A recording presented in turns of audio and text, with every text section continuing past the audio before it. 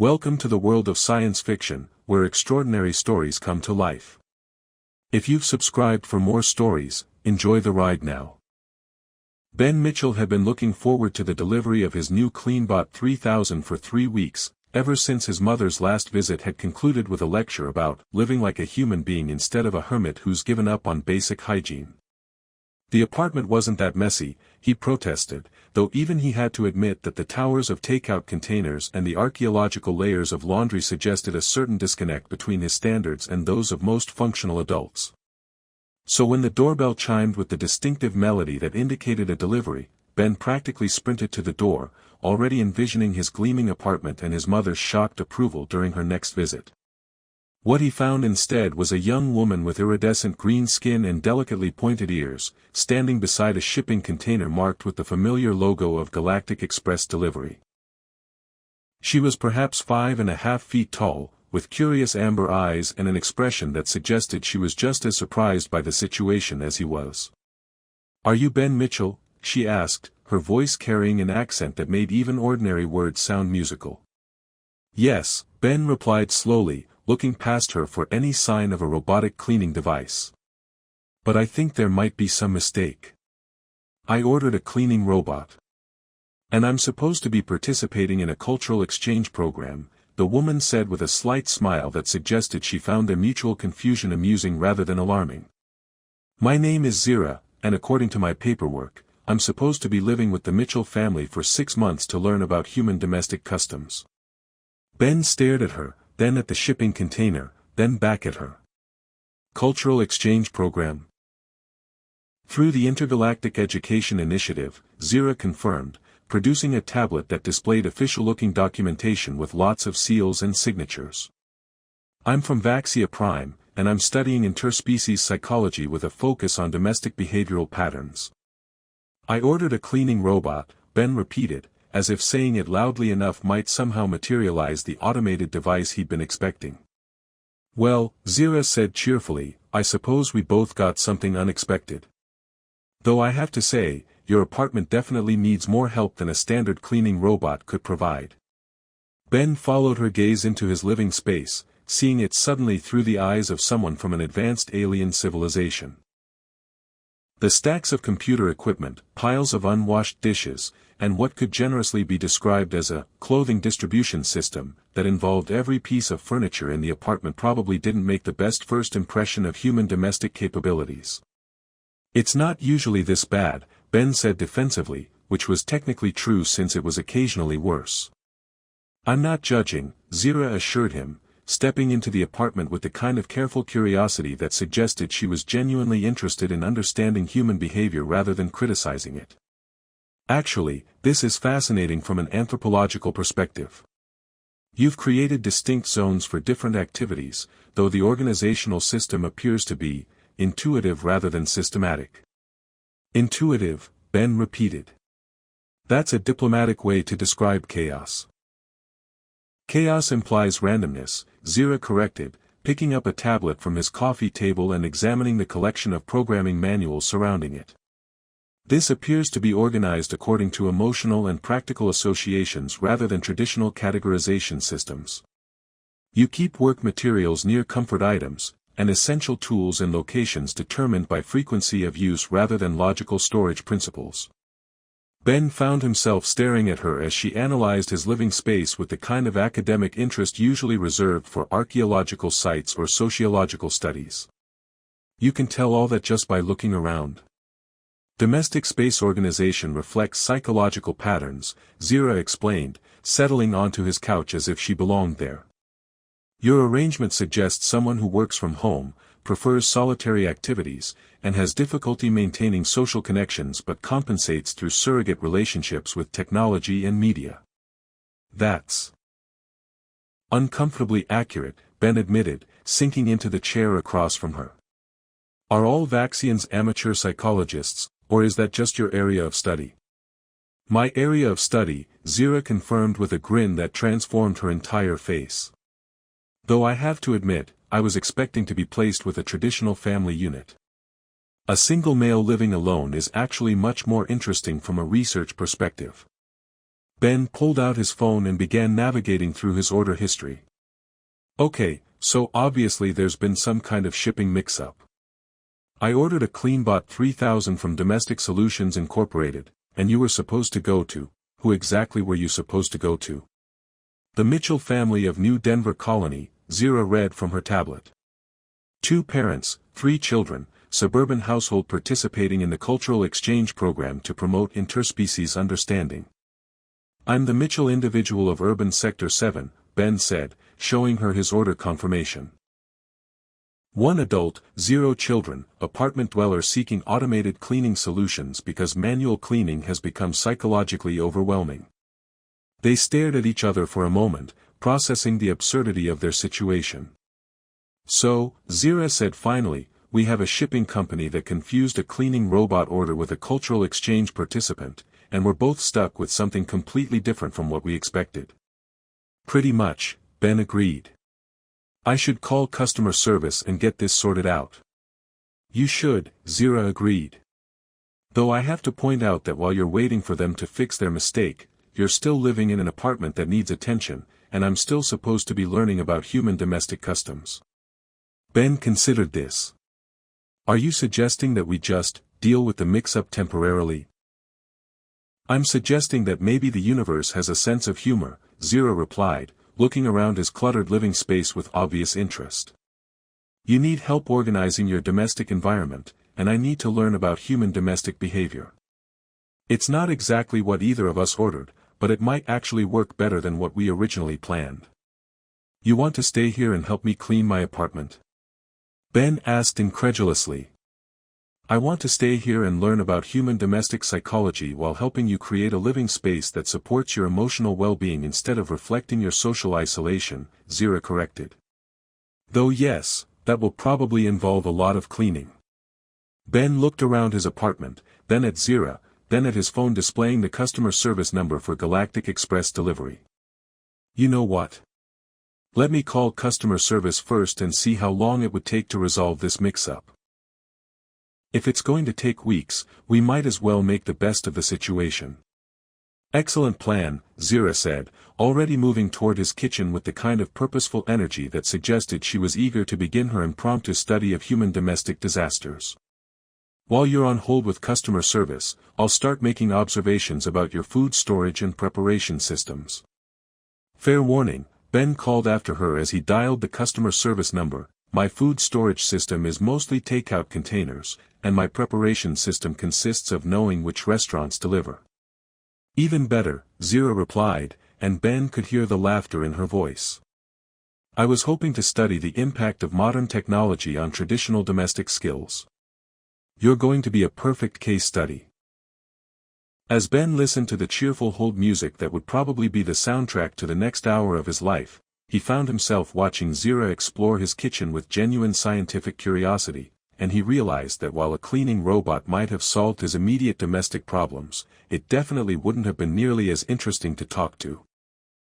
3 hours of customer service hold music later, Ben had learned that resolving intergalactic shipping mix-ups required approximately 17 different forms, transfer through 6 departments, and the patience of someone with far more free time than he possessed. Meanwhile, Zira had conducted what she cheerfully referred to as a preliminary domestic assessment that somehow made his chaotic apartment seem less like a failure of basic adult functionality and more like an interesting anthropological puzzle. The customer service representative says they can have the issue resolved in 2 to 3 weeks, Ben announced, hanging up his phone with the kind of exhaustion usually reserved for people who just run marathons. Apparently, cultural exchange participants and cleaning robots use similar shipping codes, which explains how this happened in the first place. 2 to 3 weeks, Zira mused, looking up from her tablet where she'd been documenting his kitchen organization system with the kind of thorough attention usually reserved for archaeological expeditions. That's actually perfect timing for what I'd like to propose. Which is? Ben asked, settling onto his newly cleared couch with surprise at how much better it felt to sit down when he wasn't surrounded by piles of random objects. A collaborative domestic improvement project, Zira said with obvious enthusiasm. You get your living space organized properly, and I get hands-on experience with human domestic psychology. It's more educational than just observing a traditional family, and more effective than any cleaning robot could be. Ben looked around his apartment, noting that in just 3 hours, Zira had somehow created visible surfaces he'd forgotten existed. How is it more effective than a cleaning robot? Because cleaning robots address symptoms, not causes, Zira explained, settling cross-legged on the floor with her tablet balanced on her knee. Your apartment isn't messy because you lack automated cleaning technology. It's messy because your emotional relationship with your living space reflects your emotional relationship with yourself and other people. That sounds like psychology student talk for, you're depressed and you live like it, Ben said, though he found her directness more refreshing than offensive. That's exactly what it is, Zira agreed with a grin. Though depression isn't a character flaw, it's a treatable condition that often manifests in environmental neglect.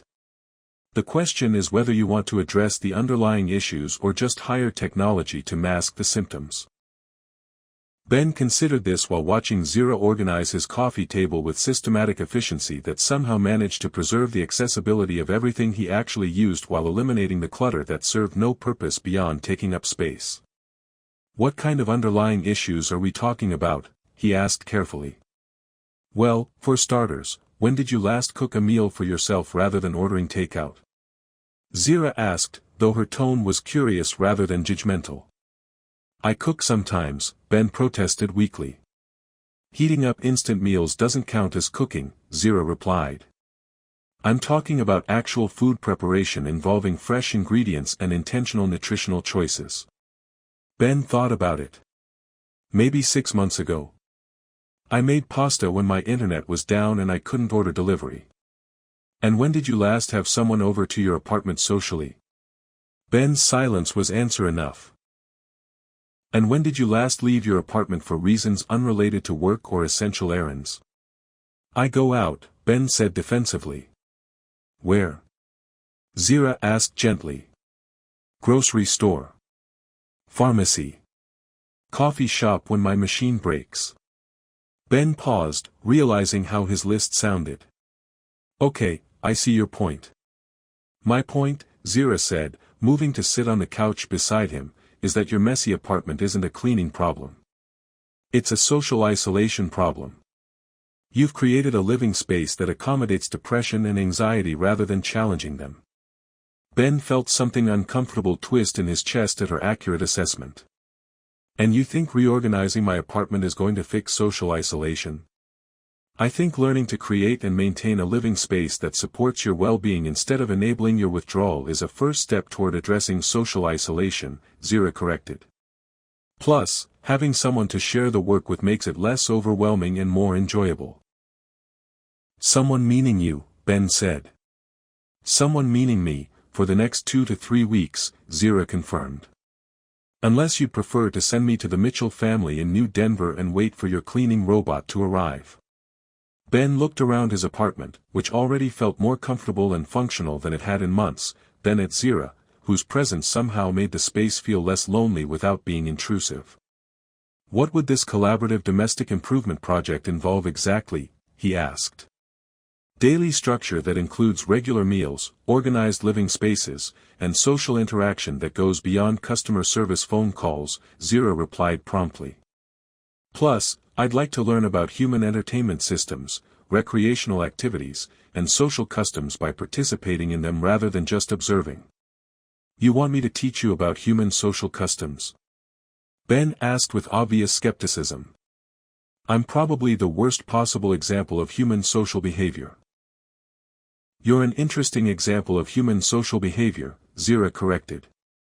And teaching someone else about social customs might help you remember which ones you actually miss participating in.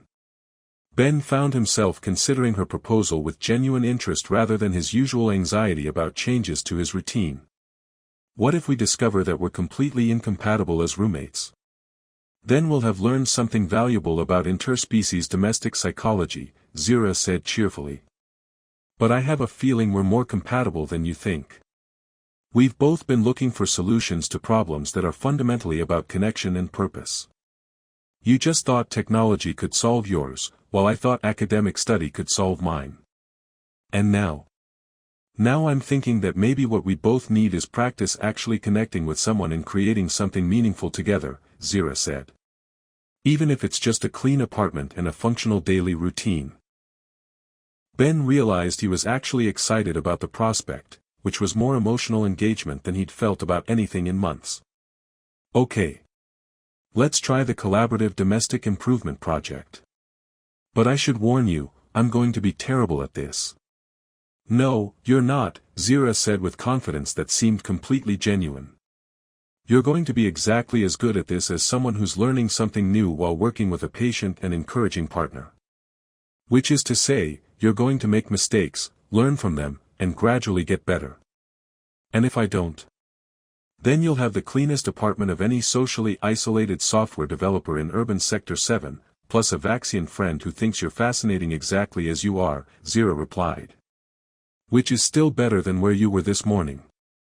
Ben looked at her earnest expression and realized she was absolutely right. Zira? Yes.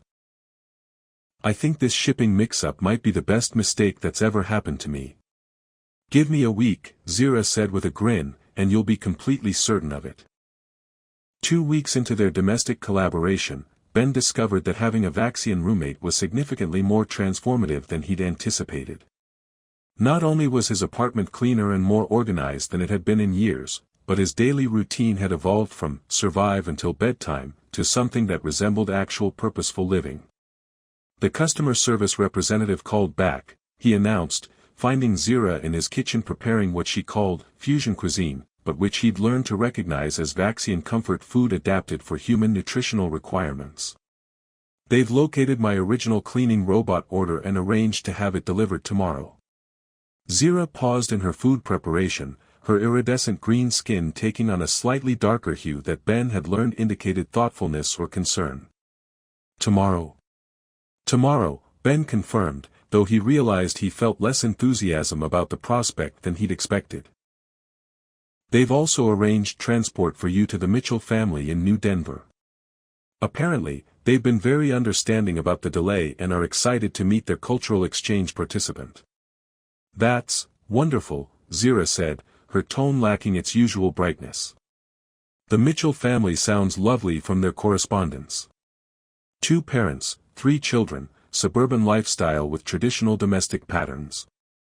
Very educational. Very educational, Ben agreed, settling at the kitchen counter that had become their designated conversation space over the past 2 weeks. Much more appropriate for cultural exchange studies than a single guy with antisocial tendencies and an apartment that was basically uninhabitable. About that, Zira said, turning to face him fully, Ben, your apartment was never uninhabitable. Disorganized, yes. Reflective of social isolation, absolutely. But you're not antisocial, and your domestic situation was a symptom of depression, not a character defect.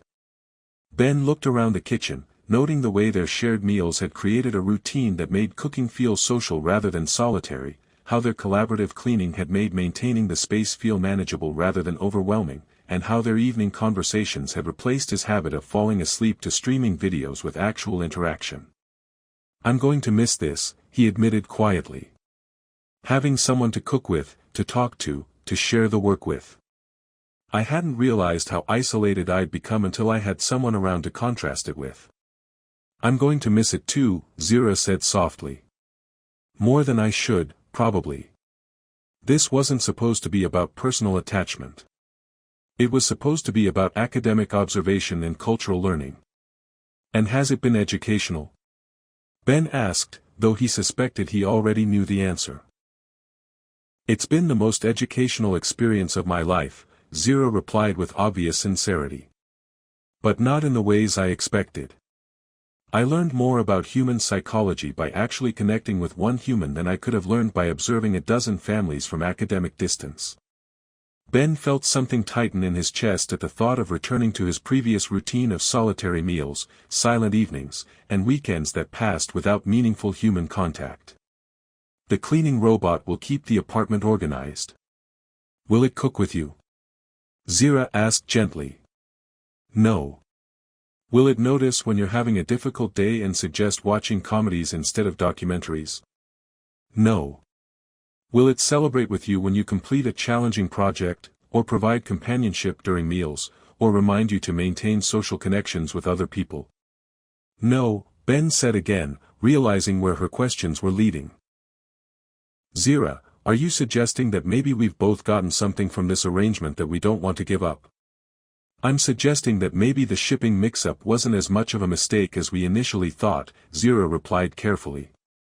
And I'm wondering whether you'd be interested in exploring the possibility of making our arrangement more permanent. More permanent how? Ben asked, though his heart was already racing with hope he was afraid to acknowledge. I could request reassignment to your household as my official cultural exchange placement, Zira explained, her words coming faster as she gained confidence in her proposal. My research has been much more productive here than it would be with a traditional family unit, and I could make a compelling academic case for continuing this study. And I could cancel the cleaning robot delivery, Ben said, feeling excitement build as he considered the possibilities. Though I should warn you, if you stay permanently, you'll be stuck with my personality quirks and social anxieties long-term. And you'll be stuck with my academic tendencies and alien cultural habits, Zira replied with a smile that made her amber eyes shine. Plus my tendency to reorganize things according to psychological rather than practical principles. I like your reorganizing tendencies, Ben said honestly. And your academic approach to everything. And your alien cultural habits. And especially your ability to make me feel like social interaction can be comfortable instead of terrifying. I like your personality quirks, Zira replied. And your willingness to let me experiment with fusion cooking.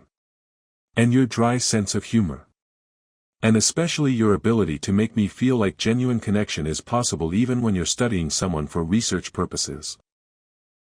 They looked at each other across the kitchen counter, both of them recognizing that they'd moved well beyond the territory of temporary convenience and into something that felt significantly more meaningful. Zira, Ben said carefully, when you talk about making our arrangement permanent, are we still talking about roommates, or are we talking about something more than that? I don't know, Zira admitted honestly. I know that the thought of leaving makes me anxious in ways that have nothing to do with academic concerns. I know that sharing daily routines with you has become the most important part of my day. And I know that what started as professional interest has become personal care. Personal care, Ben repeated thoughtfully. I care about your well-being for its own sake, not as research data, Zira clarified. I want you to be happy because your happiness matters to me, not because it provides interesting psychological insights. Ben felt warmth spread through his chest at her words. That sounds like the definition of friendship. Or maybe something beyond friendship. Maybe something beyond friendship, Zira agreed quietly. Though I should mention that pursuing a romantic relationship with a research subject would be ethically complicated for my academic career. And pursuing a romantic relationship with someone from a different species would be completely new territory for my personal life, Ben replied. But avoiding complications has gotten me a messy apartment and social isolation, so maybe embracing complications would be an improvement. Are you saying you'd be interested in exploring the romantic possibilities? Zira asked, her iridescent skin taking on a warmer tone that Ben had learned to associate with pleasure or excitement. I'm saying that I've been happier in the past 2 weeks than I've been in the past 2 years, Ben replied. And if you're willing to risk the academic complications, I'm willing to risk the personal ones. In that case, Zira said, moving around the counter to stand closer to him, Ben Mitchell, would you be interested in converting our temporary domestic collaboration into a permanent personal partnership? Zira of Vaxia Prime, Ben replied, reaching for her hands with the kind of natural gesture that had developed between them over days of shared work and conversation. I would be very interested in that conversion. Though I should warn you, I'm still going to need help with domestic organization and social skills. And I'm still going to need help understanding human culture and adapting to Earth customs, Zira replied, her fingers intertwining with his in a way that felt both alien and perfectly natural. Lucky for us, we make a good team. As they stood in the kitchen that had become the heart of their shared domestic space, Ben realized that sometimes the best solutions to life's problems came not from ordering the right technology, but from being open to unexpected opportunities for genuine human connection, even when the human connection happened to be with someone who wasn't technically human at all. 1 year after their storm night confession, Kira stood in the therapy center she and Marcus had established in Haven's Edge's rebuilt district, watching a new patient work with Shadow, the same dog who had been her first pack ally during her feral days. The patient, a young human male suffering from trauma-induced selective amnesia, was learning the same lessons about trust and communication that had defined Kira's own recovery. Animals don't lie about their feelings, she explained to the patient, her once primitive vocabulary now enriched by months of education and her natural empathic insights. When you learn to understand their emotions, you learn to trust your own emotional responses. This is foundation for healing. The therapy center represented everything Kira had become. Not a recovered version of her pre-accident self, but someone entirely new who combined Sylvani empathic abilities, hard-won survival wisdom, and therapeutic training into a unique approach to healing trauma. Her methods, developed in collaboration with Marcus, emphasized emotional connection and intuitive understanding over traditional clinical distance. The Morrison case files are ready for your review, Dr. Sarah Chin announced, entering the therapy room with the kind of respectful deference that still surprised Kira. Sarah was the colonial medical director who had initially been skeptical of their unconventional treatment center, but had become one of their strongest advocates after witnessing the success rates they achieved with traditional therapy failures. "Thank you," Kira replied, her formal speech patterns now indistinguishable from those of any educated professional, though her underlying directness remained unchanged. "Marcus and I will review them tonight." "Is Mrs. Morrison still requesting memory restoration procedures?" "She is," Sarah confirmed. "Though after your consultation session, she's agreed to postpone the decision until she's completed a full course of our standard therapy." The memory restoration issue had become a recurring theme in Kira's work. Medical advances now offer the possibility of recovering lost memories in many amnesia cases, but Kira's own experience had taught her that sometimes the new identity created through healing was more valuable than the old one that had been lost. Recovery and restoration are different things, she often told patients facing similar choices. Recovery means becoming whole. Restoration means becoming what you were before. Sometimes these are the same thing. Sometimes they are not. The choice must be made carefully.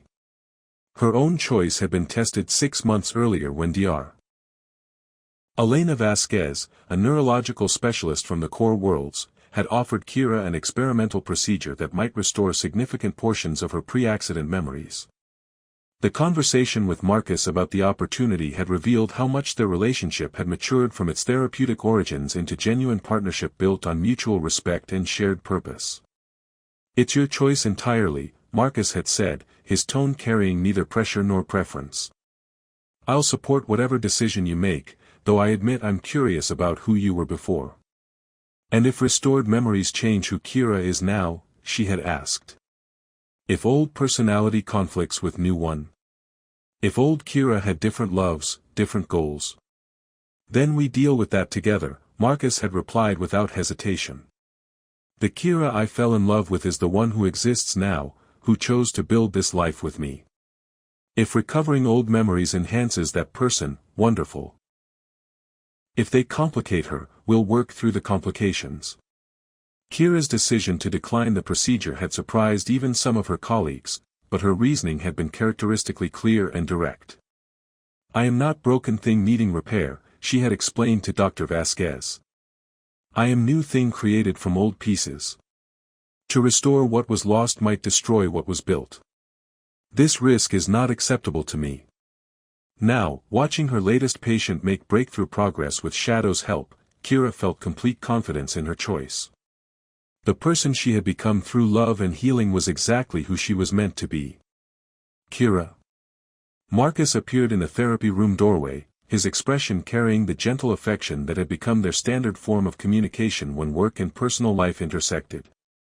"Ready to head home?" Home was the restored building where they lived with their extended family.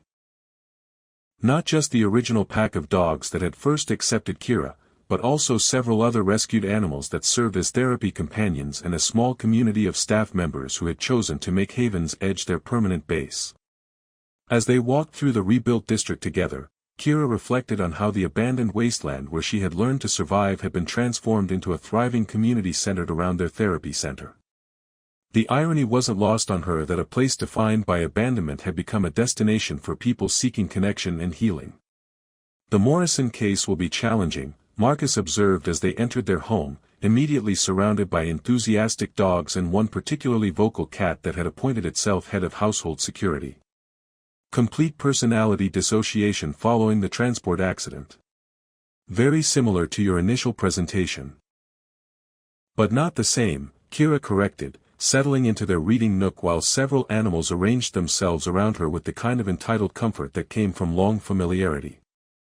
Each case of amnesia is unique. Treatment must adapt to individual needs, not follow standard protocols.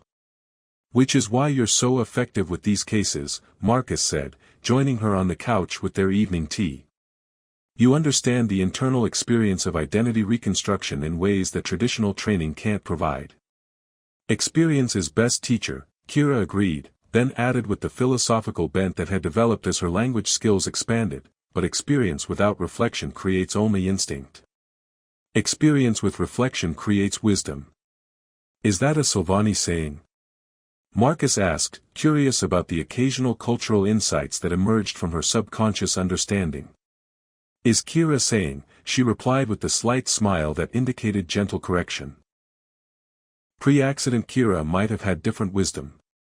Current Kira creates own philosophy from own experience. Their evening routine had evolved into a comfortable domestic pattern that honored both their professional collaboration and their personal intimacy.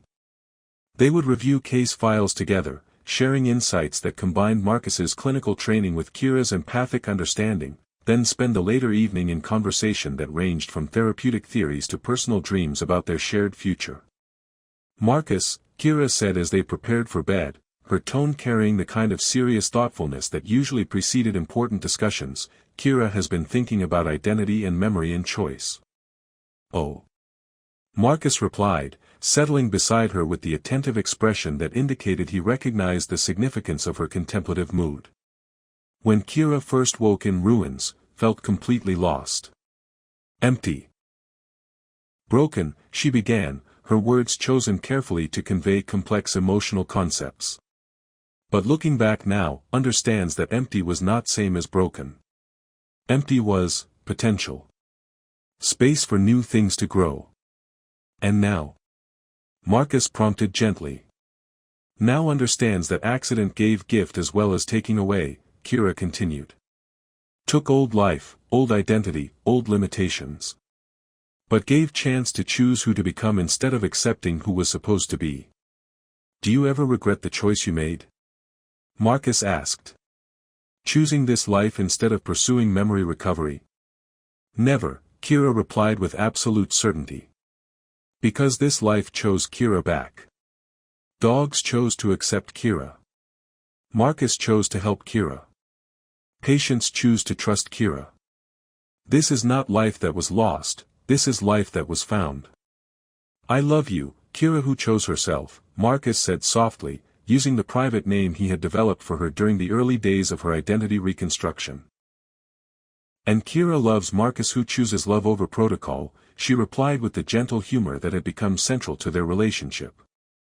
As they settled into sleep, surrounded by the quiet breathing of their animal family and the gentle sounds of a community built around healing and connection, Kira felt the profound satisfaction that came from knowing she had not just survived her losses, she had transformed them into gifts that allowed her to help others find their own paths from ruin to renewal.